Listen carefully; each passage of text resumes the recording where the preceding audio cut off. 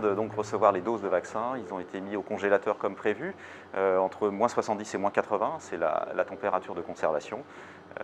Voilà, et donc on a aujourd'hui 3900 doses reçues au CHU de Nantes. Après, pour la distribution des vaccins et donc leur utilisation et l'administration aux patients, les établissements du GHT et les établissements privés également qui vont avoir besoin effectivement de réaliser ces vaccinations nous feront les demandes ici et nous préparerons en décongélant l'ensemble des vaccins dans une chambre froide dédiée à cela.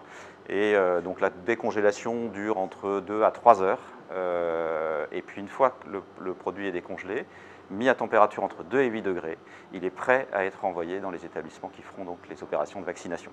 Nous avons, depuis ces dernières semaines, préparé progressivement cette campagne de vaccination, et en particulier ces derniers jours, où il a fallu mettre en place la procédure de transport, décongélation, préparation des vaccins, réception, avec toutes les mesures de sécurité que vous pouvez imaginer. On a une liste de résidents auxquels on est allé voir pour donc recueillir leur consentement, donner des fiches d'information sur le vaccin.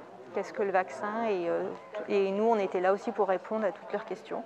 Il y a une consultation prévaccinale faite par le médecin du service, notamment du coup les anticoagulants, puisque quand les résidents sont sous anticoagulants, il y a un risque hémorragique et on doit comprimer pendant 5 minutes après le vaccin pour éviter que ça saigne. Pour les résidents, contrairement à ce qu'on pourrait penser quand on lit les journaux, la réception est plutôt positive, car pour les résidents aussi, être protégé, protéger les autres, ce sont des valeurs qui sont importantes. Moi j'en ai parlé à mes enfants, ils m'ont dit « fais-toi vacciner ».